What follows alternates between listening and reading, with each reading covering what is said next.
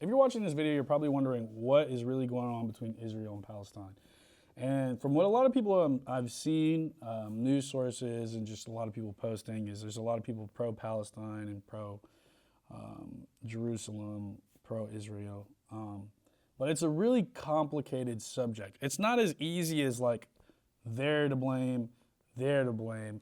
It's really like both sides. Yeah, you can't just be like, oh, the Palestinian people are bad or the Israeli people are bad. It's like, no, that's pretty actually like, it's anti-Semitic and anti-Muslim if you go either way. You have to look at the groups like the individuals. Yeah, there are groups responsible that are doing things that are escalating the tensions. For example, like Hamas, which is a known terrorist organization by the United States. I believe Canada has them as a terrorist organization as well. They are the ones who are being the aggressor in this particular conflict. You can't shoot 1,500 rockets at a country and then say they started this, right? This all stemmed from the evictions of Palestinians on Israeli land, which protesters and demonstrators are saying which is basically them trying to purify Israel and make it more, pro-Jewish. Hasn't that been like it's been a thing an between ongoing, both of them for a while now? It's disputed land between both of them, and it's kind of hard to. You can't just say, "Oh, we're just going to give you all of this land." That's basically what they're fighting over. And so Hamas yesterday, which was May 11th, shot 1,500 rockets into Israel. Now the Iron Dome system did a great job of destroying most of those incoming missiles, which is basically like their anti-missile defense system, for those of you that don't know. But obviously they can't stop them all. And Israel's response was to target specific military commanders and groups, military vehicles, military outposts, some of which were in their own homes, which led to some civilian casualties. Yeah, I think we saw a video of someone from Hamas shooting a rocket from an apartment complex. Yeah, there was like an apartment center. Yeah, there was from Hamas's side compared to Israel. Like Israel's more like strategic. Like let's actually take out that puts specific people. Where Hamas is like they're purposely going into populated areas and putting their missile systems there. So if Israel were to fire on them, they would certainly kill civilians. Yeah, that's what I was gonna say. And we'll put the video on screen right here where you can literally see they're right outside, like what Sonny's talking about is they're right outside an apartment complex just firing missiles. Unfortunately, Hamas doesn't care who they kill because over 200 missiles failed and hit targets in Gaza. So they basically ended up firing on their own people. God, Jesus, man. And again, that's what I'm saying. In this particular instance, you can't really compare Israel to Gaza and say like Israel's the aggressor because they're evicting people. I mean, Hamas is literally trying to kill civilians. Their targets are civilian buildings and population and the populace. Israel, yes, they've accidentally killed civilians while trying to attack militaristic vehicles and take out commanders of Hamas. But Hamas is just straight up going for just kills, whether it be civilian or military. Both sides. Yeah, fucking like both sides are killing civilians, but it's not ideal. But there's not a lot that they can do.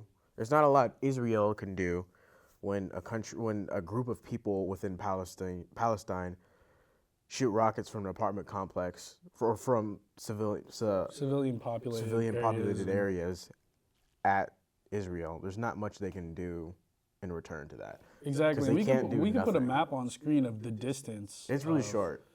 They're literally neighbors. They're so close to each other. Like this isn't like America shooting missiles at like, the UK. Like for example, the distance between some of these places is like 30 miles, 40 miles, which would be the equivalent of driving from the beach in LA to like Orange County. Like think about that. That's so incredibly close that these people like do not have time to even get out of the way of something on both sides. They don't. If a missile's fired, you literally have like 30 seconds to a minute in some areas if you're lucky to even get out of the way of this. And a lot of people have been talking about like a potential war between the two, which kind of seems imminent. Which I think if there was a war, Israel would without a doubt win. Yeah. I just don't see Palestine or Hamas, the ones who are being the aggressors here, actually putting up a fight with the technology that Israel has. Again, what has caused all this? And we touched on it a little bit earlier when we first started talking about this. And it's basically, this stemmed from the Israeli government evicting Palestinian citizens from their land, which basically the Palestinians are saying like, hey, this is our land. And there's disputes saying like, hey, you have no proof that this is your land, so we're evicting you. And they're basically saying Israel's creating laws and... when you say proof, you mean like paperwork and stuff? Okay. Yeah, they're basically trying to say, Israel, from what I've read, is Israel's creating laws that are trying to push Palestinians out. Now, I don't know if that's 100% because I've seen other sources talk about, hey, well, they've lost court cases multiple times, trying to stay in where they are, but they've lost their court cases, so they're rightfully being evicted. But there's been demonstrations in the streets, and basically what Benjamin Netanyahu is saying is it's basically anarchy in the streets, and he's thinking about sending military forces into some of these areas because you can see videos right here of Jewish people getting beat in the streets, Palestinian restaurants getting destroyed, Palestinian people getting beat in the streets. It's basically like just all out civil. It's getting to the point of all out civil war. It's just, I don't know, man. It's so, I feel bad for the citizens because they have to bear the brunt of it. Because it's not like this is like a military conflict being fought out on a battlefield. It's like, no, these are people's homes, and a lot of people are dying on both sides. Exactly. And the violence is only going to continue. Biden, I really hope that Biden doesn't send American troops over there. I feel that there's way more foreign powers over there in Europe that should, if they needed to, could intervene. The UN could intervene. I don't think that Americans should spend a dime more overseas, especially when we have so many issues in America, like infrastructure, homelessness, budget crisis, pandemic, things that we have to worry about right now. I really don't see the point in wasting more money overseas. I think that the UN, if anything, if it comes to it, the UN should step in. Oh, you mean like actually do their job? Yeah. Which they probably will never do? Probably won't. They'll probably say, America, come break it up, and then Americans will die fighting for something that we have no business in the first place, which could probably create more issues and tensions between the U.S. and whoever we end up fighting, we back Israel, so I'm pretty sure we'd end up fighting Palestinians, which would cause more Palestinians to hate America. A terrible look for all around, especially for America. Because this giant country is literally coming in and just stomping out Palestine. Oh, we could. I mean, Palestine, I'm not trying to, be like they're less than us or anything like that. Because they just aren't. They don't have the same infrastructure as us. How small the Gaza Strip is. It'd be a terrible battle. They would get massacred. If America stepped in and actually wanted to destroy them, they wouldn't even. I really don't think we could probably do it overnight. And this isn't I'm not trying to be arrogant or anything about it, but it's just there's so much warfare that America has. It's just I don't want to see the U.S. government go to war with those two countries or either one of them, because that'd just be a massacre that just doesn't need to happen. Exactly, but again, it's like how do you solve this issue when it's disputed land? It's always going to be this argument of disputed land and hey, this is our holy place. This is our holy place. It's really an ongoing cycle that's been going on for decades and might even be centuries. I'm not sure. No, I think it's just decades. I've seen a couple of comments on Facebook posts and Instagram posts, and people have been saying the only way this is going to settle is if all the superpowers take away their influence and sanction those two countries and be like, figure it out or you're not getting any help from anyone. That wouldn't do anything, I don't think. I have no clue.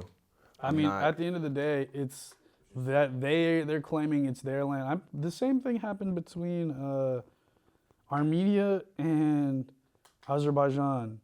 It's the same. This happened. This is like a common thing in the Middle East where people are saying that's our land, and these other people are saying that's our land, and then they're fighting over land that they're claiming is theirs. Like Azerbaijan lost land to Armenia back in the day, and Azerbaijan was like, nah, we're coming back for it. And is like now, like back in the, like this was like a year ago where they were, the conflict. So this is a common thing in the Middle East. And I don't really think just foreign powers being like, hey, you need to talk about this peacefully is going to do anything. No, it's not even that. It's just that they would completely remove themselves and be like, we won't even offer help unless you But figure it then out. I would see Israel just absolutely destroying Gaza. Exactly. That's okay.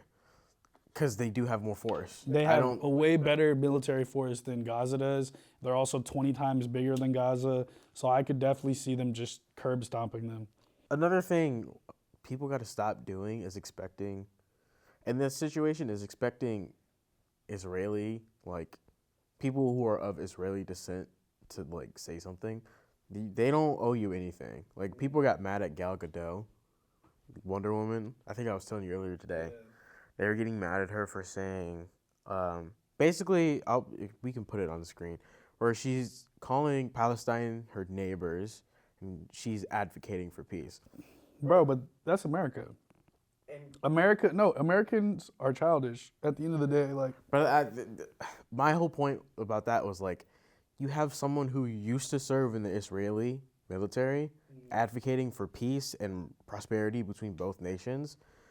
You can't, like, what more would you expect? Realistically, what else would you expect from someone from the Israeli military to say?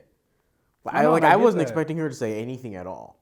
Exactly. And at the end of the day, like, her voice, yes, she has a platform, so she's expressing herself, but her speaking, like, I just don't, like, the backlash is just a joke. Like, I'm telling you, it's just Americans. Americans are the type of people to, complain about all these issues of how, like, like I was talking about, like the women's soccer team, American women's soccer team who signed a contract that made them less money, and they got mad that they were making less money, so then they sued. Oh yeah, and now there's this whole campaign, right? And so they're literally complaining about this. And then I think just yesterday, 60 people were killed in a car bombing at a school. It's like 60 women in Afghanistan. There's been multiple attacks in Afghanistan because the Taliban doesn't believe that women should have the right to go to school. Like, that's women's rights. That's what I'm saying. Like, there's things that happen in other countries to this day that are like slavery, women's right, like where it's genuinely like people are dying in Afghanistan, women are dying in Afghanistan for the right to just learn. Right, and then we're over here in America where these women who are making millions of dollars are mad that they chose a contract. And negotiated a hired contract. Someone to negotiate. Exactly. They negotiated a contract that would give them less money and got mad when they're like, wow, the same way the boys got paid, the contract that we declined makes more money. That, to me, is my point of the Gal Gadot thing, of she's trying to advocate for peace.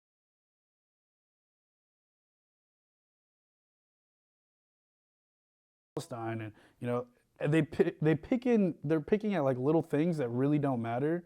And at the end of the day, the whole point of the message was like, I want this to be resolved. I want there to be peace. And Americans just cannot say two words without being like, cancel her. This is wrong. It's just like, can you just, I'm pretty sure you understood the message if you understood what she was saying. So I don't see the point. Do you expect it to be an all-out war? Do you expect to escalate to that? I think world powers are trying to step in before that happens. But if it does, Gaza's getting curb stomped. Like, they're going to get curb stomped super hard. But again, comment down below what you guys think. Links are in the description. How do you feel about this whole situation? Where do you think this is going to go? And we'll see you guys next time.